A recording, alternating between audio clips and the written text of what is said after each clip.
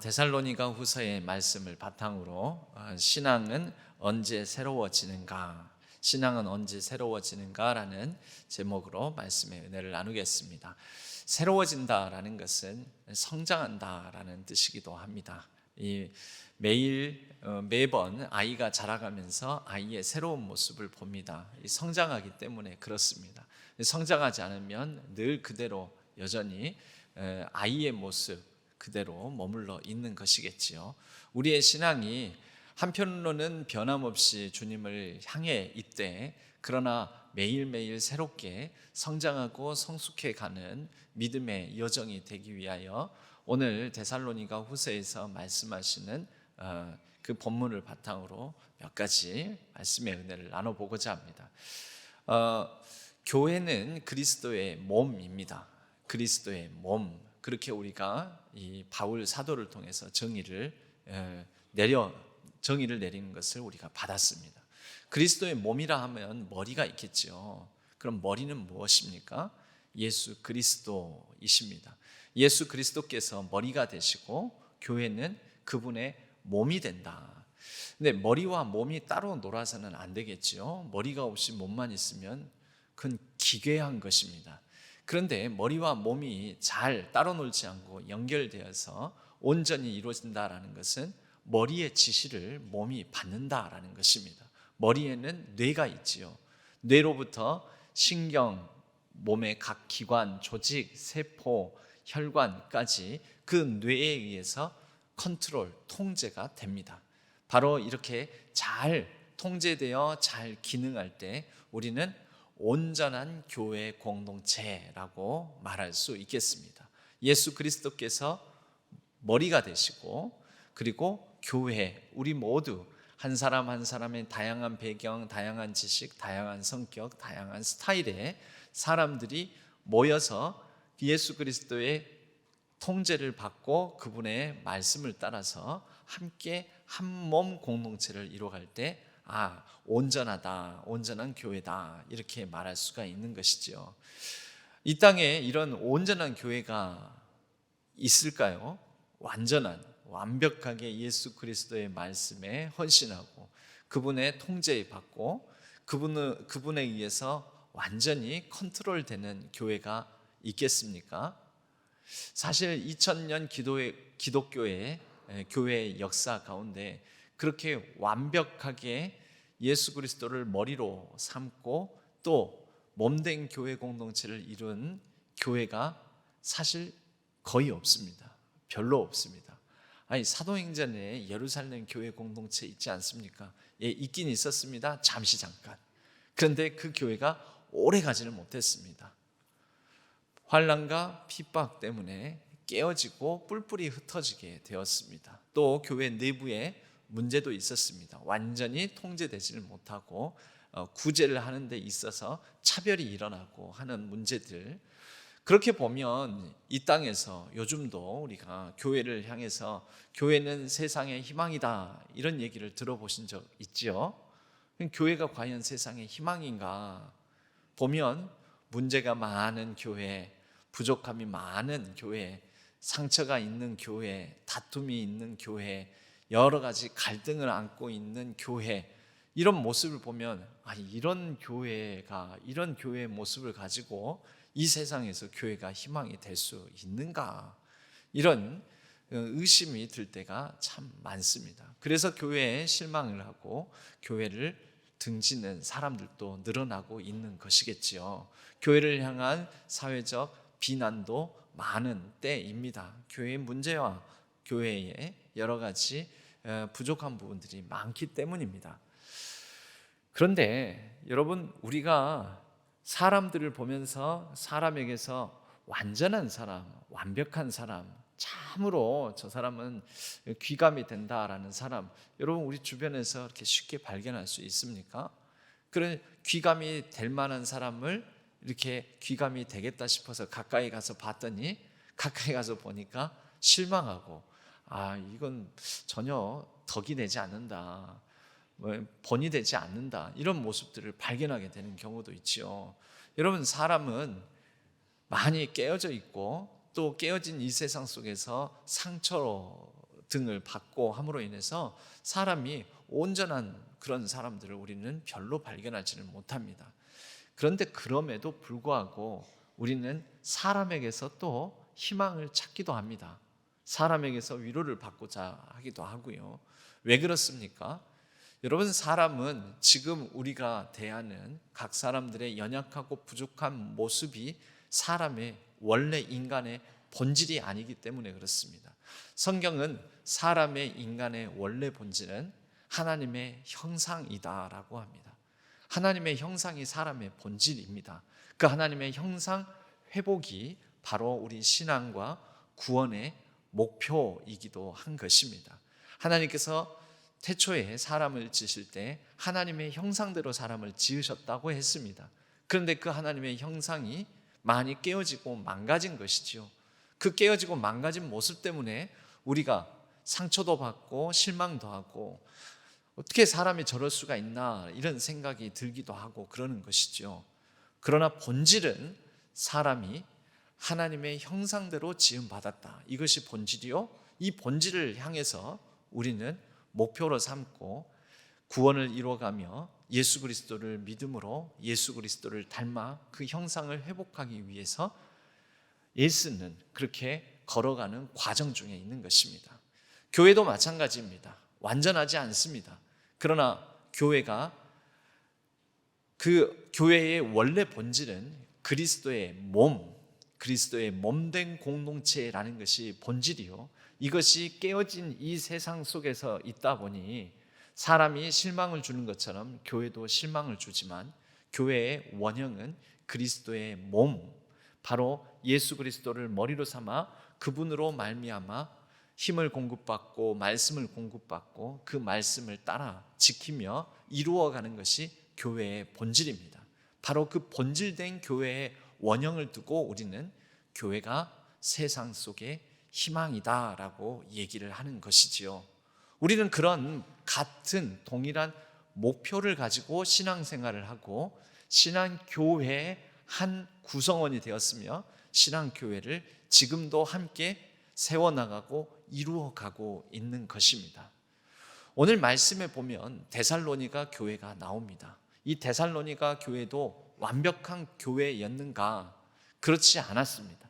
데살로니가 교회에도 분쟁과 다툼이 있었고 그리고 외부로부터 오는 핍박과 박해가 있었습니다. 그러니 그 핍박과 박해 중에 데살로니가 교회의 일원이라고 하는 성도들이 교회를 떠나는 일도 있었고 믿음을 잃어버리는 이런 일들도 있었으며 또 분쟁과 다툼으로 실족하는 사람도 있었습니다. 분쟁과 다툼, 이 데살로니가의 교회에 어떤 좀 분쟁이 있었냐면요, 특별히 교리적인 것을 놓고 그 교리, 종말론에 관한 교리를 놓고 다툼이 있었습니다. 이 데살로니가 사람들은 예수님께서 곧 오신다, 극단적인 종말 사상을 가지고 있는 사람들이 많았습니다. 극단적인 종말 사상은 내일 오실지 모레 오실지 모른다, 일주일 뒤에 오실지 한 달 안에 오실지 모른다, 아니, 적어도 올해 안에 오실지는 모른다. 그러니 무슨 현상이 있었냐면 일을 안 하는 것입니다. 오늘 하루에 최선을 다 안 해도 된다. 뭐만 하면 된다? 예수님 곧 오시니까 그냥 예수님 기다리면 된다.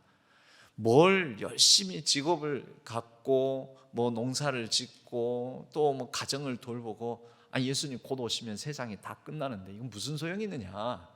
열심히 살 필요가 없다. 그럼 맞습니까? 틀립니까? 극단적인 종말론, 종말 사상을 가지고 있으니 열심히 일할 필요가 없다 해서 교회에 와가지고도 교회 일도 안 하고 세상 일도 안 하고 감당해야 될 책임도 감당하지 않고 이런 일들이 일어나게 된 거죠. 한편 이에 대해서 바울과 같은 사도는 권면을 한 것입니다. 일하기 싫으면 먹지도 말아라. 이렇게 좀 센 얘기를 하면서 일해야 된다. 예수님께서 언제 오실지 모르기 때문에 우리는 주어진 순간순간 오늘 하루하루 주어진 모든 일들을 하나님께서 내게 명하시고 맡기신 일로 알고 순종함으로 날마다의 삶에 최선을 다해야 된다. 이제 그렇게 바울은 얘기를 했던 것이죠. 바로 이렇게 바울의 말처럼 따라 살아가는 사람이 있었고 그렇지 않은 사람들이 있었던 것입니다. 이로 말미암아 아니 너희들은 믿음이 없는 거 아니냐, 부족한 것 아니냐, 서로 이런 다툼, 갈등이 있었던 것이죠.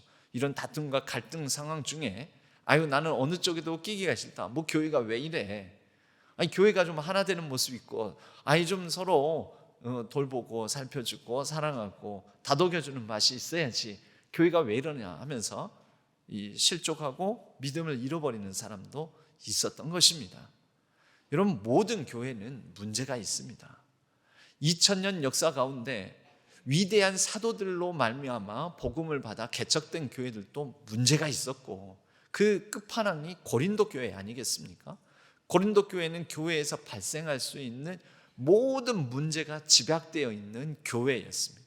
아니, 나중에는 복음을 전하고 고린도 교회를 개척했던 사도 바울을 부정하는 일까지 있었습니다. 아니, 저 사람은 사도가 아니야. 아니, 저 사람은 복음을 제대로 전하는 사람이 아니야. 저 사람한테 받은 복음은 진짜 복음이 아니야. 이렇게까지 교회가 이 사도 바울을 마음 아프게 하는 일들까지 있었습니다.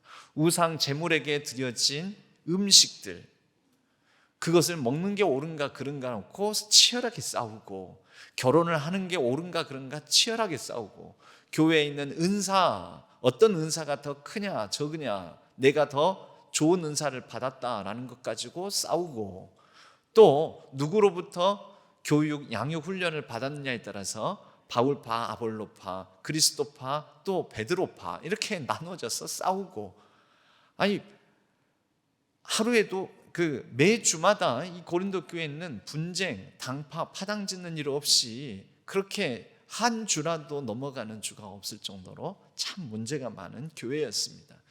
여러분, 예루살렘 교회도 마찬가지 문제가 있었습니다. 예루살렘 교회 서로의 것을 유무상통하며 온전히 내어놓고 그렇게 통용하며 나누고 섬기고 돌보고 함께 이루었던 예루살렘 교회, 성령의 충만함, 성령 강림 사건으로 말미암아 탄생한 예루살렘 교회도 문제가 있었습니다. 그래서 이방인과 헬라파 그리스도인과 그리고 유대파 그리스도인들 사이에 서로 차별하고 서로 미워하고 서로 배제하는 일들도 있었습니다. 오늘날은 어떻습니까? 여러분, 교회 문제가 많지요.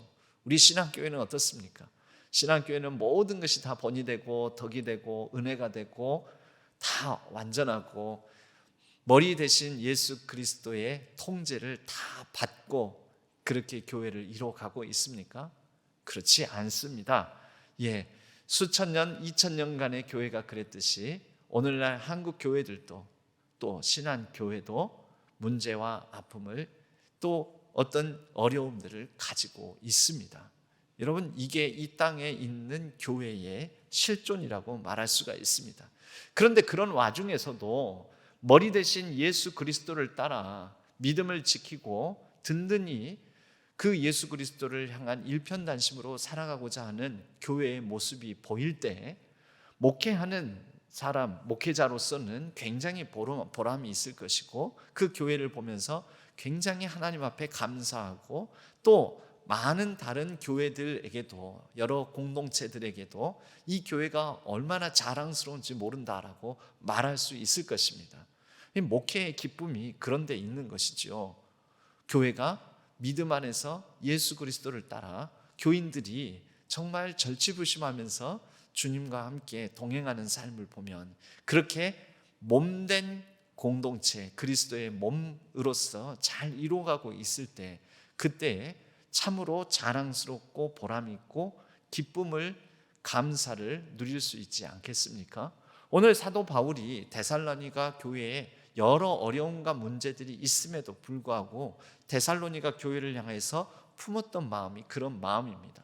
3절의 말씀에 보면 형제들아 우리가 너희를 위하여 항상 하나님께 감사할지니, 감사한다라고 합니다. 뭐냐면 너희의 믿음이 더욱 자라고 너희가 다 각기 서로 사랑함이 풍성함이니, 믿음이 데살로니가 교회의 교인들의 믿음이 자라가고 있었나 봅니다. 성장하고 있었습니다. 서로 사랑하면서 그 사랑의 교제가 풍성해지고 있었습니다.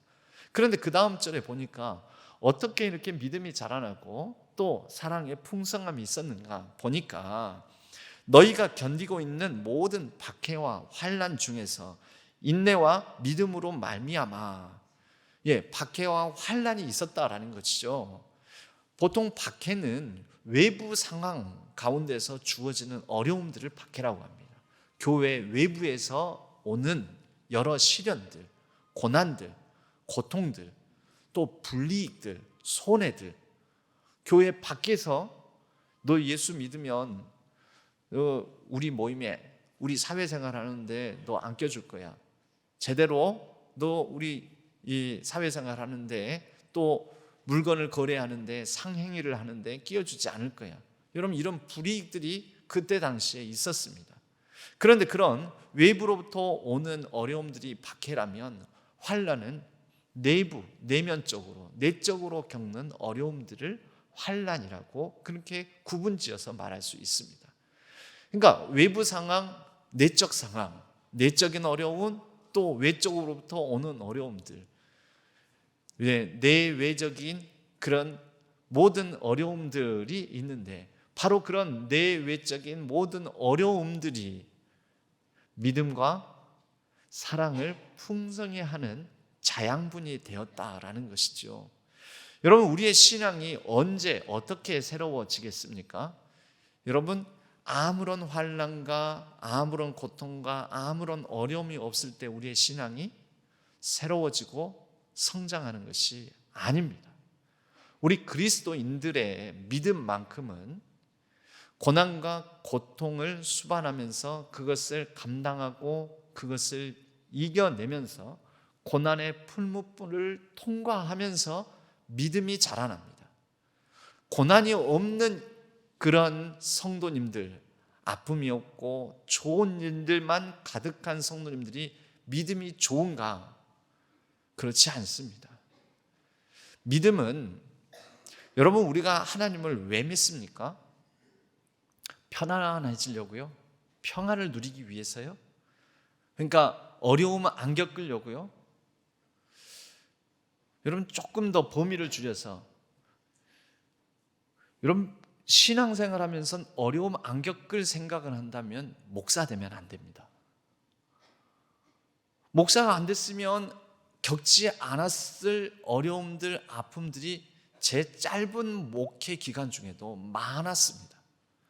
목사이기 때문에 목회자가 되어서 겪었던 아픔들, 어려움들이 참으로 많습니다.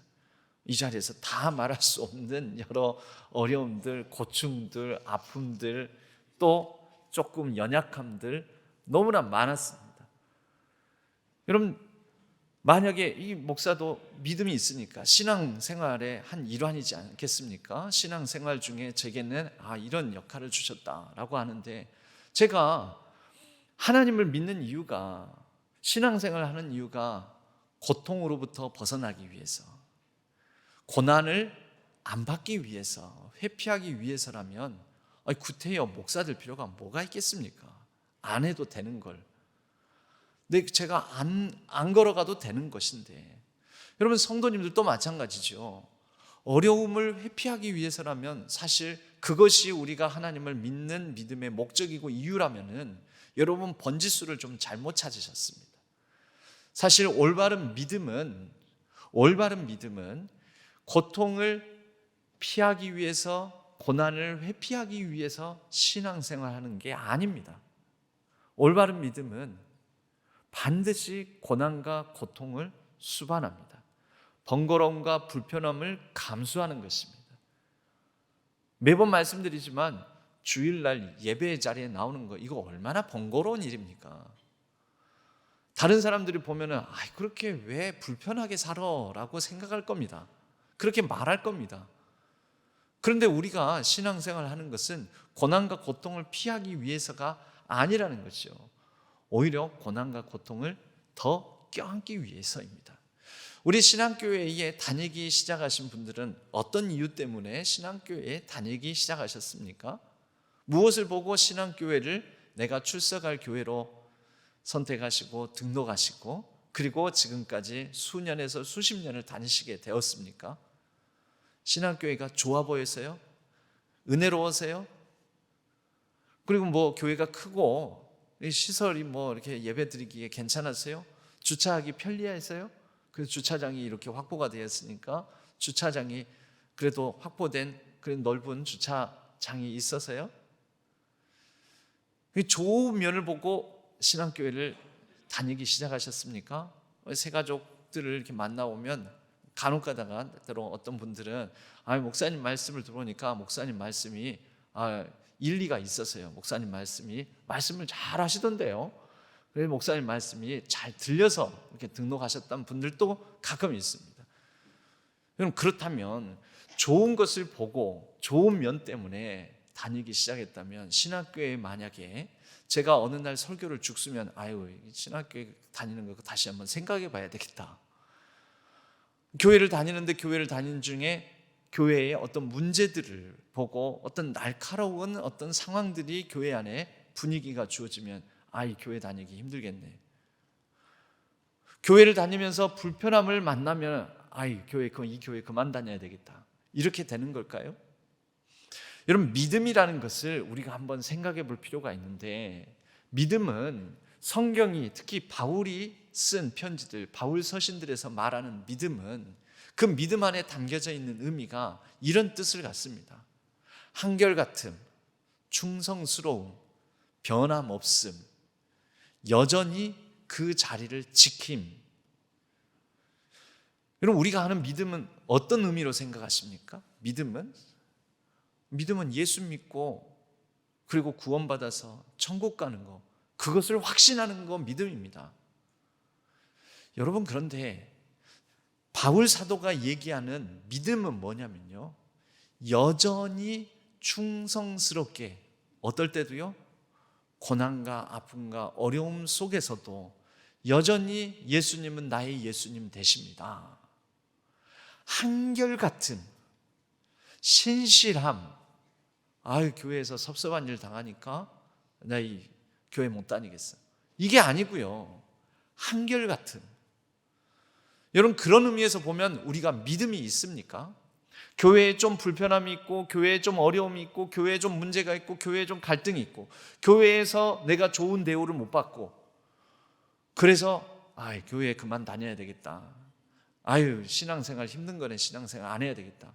믿음이 없는 거죠. 믿음이 부족한 거죠. 한결같음이 없지 않습니까? 신실함이 없지 않습니까? 충성스러움이 없지 않습니까? 변함없이 그 자리를 지킴이 없지 않습니까? 그건 믿음이 없는 것입니다. 여러분, 신앙생활은 어떻게 보면 허들이 여러 개 놓여져 있는 장애물 달리기를 하는 것과 같습니다. 최선을 다해서 장애물 없이 편안하게 그렇게 뜀박질하며 달려가면 좋을 텐데, 신앙생활은 그때마다 허들이 놓여져 있습니다. 뛰어넘어야 됩니다. 때로는 잘못 뛰어넘어서 넘어질 수도 있죠. 때로는 장애물을 건드려서 장애물을 넘어뜨릴 수도 있죠. 그런데 그 다음 허들, 또 그 다음 허들을 만나면서 계속해서 달려나가는, 여러분, 그럴 때 믿음이 생기는 거죠. 처음에 교회를 다니기 시작할 때는 좋은 것을 보고 다닙니다. 좋은 설교자, 좋은 설교, 좋은 목사, 좋은 성도, 좋은 장로님, 좋은 집사님, 좋은 교회, 좋은 시설, 좋은 주차장, 좋은 프로그램, 그거 보고 다닙니다. 좋은 것 보고 다닙니다.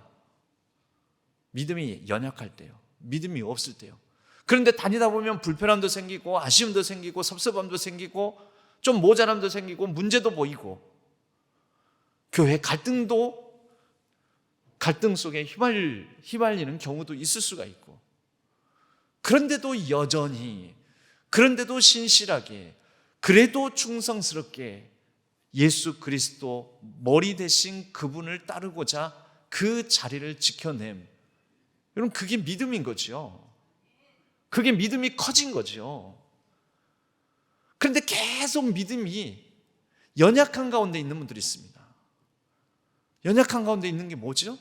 좋은 것만을 구하고 좋은 것만을 보기를 원하고 좋은 면만 대하기를 바란다라는 것입니다. 그래서 좋지 않은 상황이 생기면, 좀 마음이 불편하면, 조금 내 생각과 다르면, 어긋나면 신실하지 못하고 여전히 그 자리 변함없이 지키지를 못하고 충성스럽지 못하고 한결같지 못하고, 이게 믿음이 연약함 내지는 믿음이 없음인 것입니다. 성경은 특히 바울 서신은 믿음에 대해서 한결같은 충성스러움을 얘기를 합니다. 여러분, 우리는 믿음이 있습니까? 우리는 여전히 예수 그리스도가 머리 되신다는 것을 믿습니까? 그래서 머리 되신 그분의 통제를 받습니까? 그분의 말씀, 그 말씀을 붙듭니까? 한결같이 변함없이 고난과 고통이 있을지라도, 내 외적인 어려운 상황을 만나더라도 우리는 한결같이 변함없이 충성스럽게 그 길을 걸어가고 있느냐라는 것이죠. 그래서 사도 바울이 데살로니가 교회를 보니까 그런 대외적인 그리고 내적인 핍박과 환난 중에서도 그들이 여전히 한결같이 변함없이 충성스럽게 데살로니가 교회를 이루고 있더라는 것입니다. 참 기쁘다, 감사하다, 자랑스럽다. 그런 가운데서도 너희의 인내와 너희의 믿음이 나타났으니, 이렇게 믿음이 성장하고 있으니 참으로 감사하고 고맙고 대견하고 자랑스럽다라고 얘기하고 있는 것입니다. 여러분, 우리는 신앙에 대해서 관점을 새롭게 바꿔야 됩니다. 신앙이라는 것은 마음 편하자고 다니는 거다.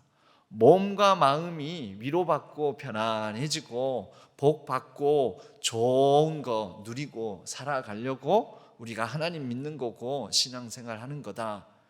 틀렸습니다, 여러분. 여러분, 고난의 끝판왕이 누구냐면, 고난의 끝판왕자가 예수님이십니다.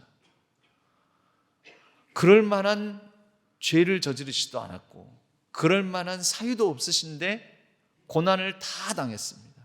모진 모욕과 십자가 고난을 다 당하셨습니다. 그런 예수님께서 우리에게 가르쳐 주시고, 그리고 우리에게 또 명하시고 권면하십니다. 나를 따르려거든 자기 십자가를 지고 나를 따를 것이니라. 나를 따르는 자는 자기를 부인하고 자기 십자가를 지고 나를 따를 것이니라. 여러분, 이게 좋은 것만 보고 좋은 일만 일어나고 좋은 상황에만 놓인다라는 말씀 같습니까? 어려운 일도 당하고 아픔도 겪고 고난이 있다라는 뜻 아닙니까? 예수님께서 제자들에게 미리 요한복음 16장 33절 말씀에 말씀하셨습니다. 내가 미리 너희들에게 이것을 말한다. 너희들 매우 나를 따른다는 이유 때문에, 나를 믿는다는 이유 때문에 환난과 고난이 많을 것이다. 그래서 내가 이것을 미리 너희들에게 말한다.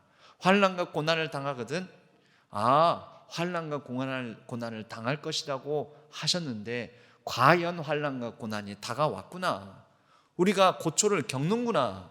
그럴 때 평안하라. 그건 뭘까요? 환난과 고난으로 힘들잖아요. 몸도 힘들고 마음도 힘들고 그러는데, 평안하라라는 것은 그것을 편안하게 받아들이라는 것입니다. 환난과 고난이 당연하다. 그래서 미리 알려준다. 분명히 힘들 것이다. 너희들 힘든 일이 다가올 것이다. 그리고 말씀하십니다. 너희가 환난을 당하나 담대하라. 내가 세상을 이겼노라. 여러분, 고난의 끝판왕 되신 예수님이 그 고난으로 말미암아 영광스러운 십자가의 구원의 놀라운 복음의 역사를 우리에게 보여주셨던 것처럼 우리도 환난을 당할 것인데 담대하라. 왜요? 예수님께서 그 고난을 통하여 이루신 영광스러운 십자가의 영광, 부활의 영광, 산소망의 영광, 놀라운 새로운 삶의 의미와 가치를 향하여 보여주신 그 영광을 우리들도 보게 될 것이니까, 그분이 세상을 이기셨으니까 우리도 그 고난을 기뻐하라라는 것입니다. 오늘 말씀의 5절에는 이는 하나님의 공의로운 심판의 표요, 하나님께서 마땅히 하시는 과정 속에서 일어나는 환난과 핍박, 어려움들이 있다라는 것이죠. 너희로 하여금 그로 말미암아 이런 어려움들을 겪으면서 하나님 나라에 합당한 자로 여김을 받게 하려 함, 하나님 나라에 합당한 자로 만들어져 간다라는 것입니다. 여러분, 우리의 신앙이 새로워진다는 것은 내가 좀 복 좀 받아보려고, 내가 좀 잘 돼 보려고, 내게 좀 어려움과 아픔을 피해 보려고 하나님 믿기 시작했는데 믿음이 없는 상태죠. 믿음이 연약한 상태입니다. 그런데 여러 환난과 어려움들을 겪어나가면서 내가 이 땅에 오셔서 하나님 나라를 이루시고 하나님 나라를 선포하시고 하나님 나라가 가까이 왔다고 하셔서 하나님 나라를 보여주셨던 예수님을 따라 나도 이제 그 하나님 나라에 속한 자로 하나님 나라를 이루어 가려는 그 길을 걷는 사람으로 나를 불러주셨구나. 그렇게 우리로 하나님 나라에 합당한 자로 하나님 뜻을 이루어가는 자로 우리를 그 믿음의 길을, 여정을 걸어가게 하신다라는 것입니다.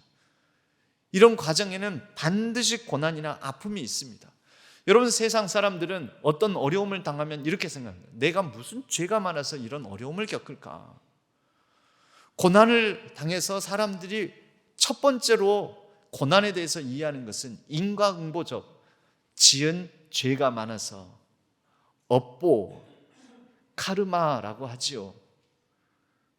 그래서 지금 당장 내가 잘못한 게 생각이 안 나면 어디까지 끌어옵니까? 내가 전생에 죄가 많아서 그런다. 그래서 뭔가 이러한 고난과 불행의 원인이 분명히 있다라고 하는 그런 관점을 갖고 있습니다. 세상은요. 그렇습니까? 또는 어떤 사람들은 고난과 고통에 대해서 이 땅에서 고난과 고통은 누구나 잘 열심히 선하게 살아가는 사람이나 악하게 살아가는 사람이나 때로는 선하게 살아가는 사람이 애매한 고난을 당할 수도 있고 악하게 살아가는 사람이 벌 안 받고 오히려 형통하게 살아갈 수도 있는 거 보면 고난과 고통은, 사건, 사고는, 어려움들은, 인생의 어려움들은 누구나 우연스럽게 어쩌다 보니 겪는 일이야 라고 해석하는 사람들도 있습니다. 그러니 어떻게 하냐면 이왕이면 고난을 피하고 싶지만 어쩌다가 보니 고난을 당하고 질병을 겪고 어려움을 겪으면 체념적으로 살아갑니다. 그냥 인생이 그런 거 아니야? 그러고 사는 거지 뭐. 되는 대로 살아야지. 이렇게 체념적으로 살아갑니다. 그게 또 다른 관점의 고난에 대한 많은 세상 사람들의 해석입니다. 그런데요, 우리 그리스도인들은 고난에 대해서, 어려움에 대해서 하나님을 놓고 생각을 합니다. 여러분, 성경은 우리에게 가르칩니다. 때로는 고난을, 어려움을 하나님이 주시기도 합니다. 하나님이 어떤 우리를 연단하시고 훈련시키기 위해서. 그런데 또 하나님께서는 우리가 이 세상에 깨어지고 망가진 여러 불의한 이 세상 속에서 당하는 고난을 함께 아파하시고 그 고난을 같이 겪으십니다. 그게 성경이 가르쳐주는 것입니다. 그런데 마지막이 있으니 모든 고난을 하나님께서 사용하셔서 고난을 통하여 유익을 얻게 하신다라는 것입니다. 하나님께서 우리에게 고난을 주시는 게 하나님의 뜻과 목적은 아니었습니다. 그런데 우리가 당하는 환난, 시험, 어려움들을 통해 하나님은 분명히 이것을 변화시키셔서 하나님께서 일하신다라는 것이죠. 여러분, 우리는 하나님께서 우리와 함께 하심으로 모든 고난 속에서 우리의 믿음을 성장시키시고 우리를 변화시키시고 그리고 그렇게 하나님 나라에 합당한 자로 세워주시며 그렇게 더불어 교회를 이루어 하나님 나라에 합당한 교회 공동체로 우리 신앙교회를 세워가심을 믿습니다. 여러분, 이 믿음을 붙들고 걸어가는 과정 속에서 교회가 더욱더 교회다워지고 교회의 믿음의 반석 위에 더욱더 그 기초 위에 든든히 세워져 갈 것이며 그렇게 이루어가는 교회가 하나님 나라의 전진기지로서의 하나님 나라를 이루어가는 귀한 목적에 쓰임받는 그리스도의 몸된 교회의 공동체가 될 것입니다. 여러분, 교회 안에서 좋은 것만 보려고 하지 마십시오. 좋은 얘기만 들으려고 하지 마십시오. 때로는 쓴소리도 듣고 때로는 어떤 믿음의 장애물들도 만나게 될 수도 있고, 아니 내가 저런 사람들과 만나가지고 저런 사람들과 함께 더불어 내가 꼭 구태여 이 교회 안에서 교회를 출석하고 다니면서 이렇게 마음에 어려움을 겪어야 되나? 겪어야 됩니다. 겪는 것입니다. 그것을 통해서 우리를 더욱더 자라나게 하시고 우리의 신앙을 새롭게 하신다라는 것입니다. 그리고 그러한 한 사람 한 사람이 모인 교회 공동체가, 그런 교회 공동체라야 이 세상을 새롭게 변화시켜 나갈 수 있는 능력 있는 교회가 될 것입니다. 저는 저희 신앙교회가 그런 교회 공동체 되기를 간절히 원하고 바랍니다. 손양한 목사님이 감옥에 갇히셨습니다. 이분은 사랑의 원자탄이라는 별명이 있듯이 그 참 혼란스러운 좌우 이념 대립 가운데 자기의 친아들들을 희생당하지 않았습니까? 그래서 우리에게 사랑의 원자탄으로 알려져 있습니다. 희생당했는데 그 아들을 죽인 원수를 양아들로 삼아서 사랑으로 품어냈던 분이십니다. 그런데 그때가 아닌 일제시대 때에도 상당히 고초를 많이 겪으셨습니다. 신사참배를 반대하고 투옥당하셨습니다. 그런데 신사참배를 반대하고 투옥당하여 감옥에 있게 된 그날, 그때에도 신원 손양원 목사님이 일기를 쓰면서 남긴 한 토막이 있습니다. 그 한 토막이 뭐냐면, 모든 고난, 내가 온갖 고초를 겪을지라도 올 테면 다 오너라.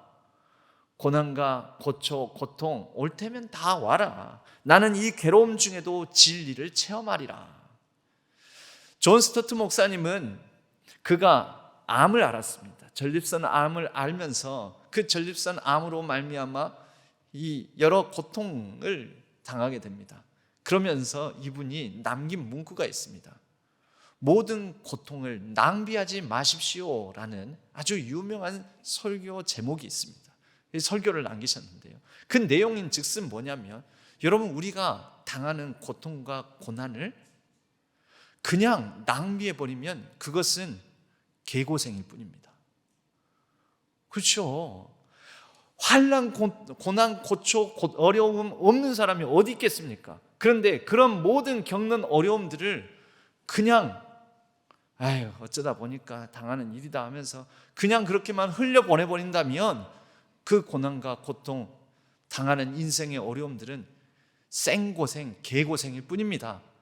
그러나 그 고난을 통하여 일하시는, 역사하시는 하나님을 배웠고 찾고 구하고 두드리고, 그리고 그 고난을 직면하고 고난을 담대하게 맞아들이며, 또 다른 사람들이 보기에는 이해가 안 될지 모르지만 이 고난을 기뻐할 줄도 알아라 라는 것입니다.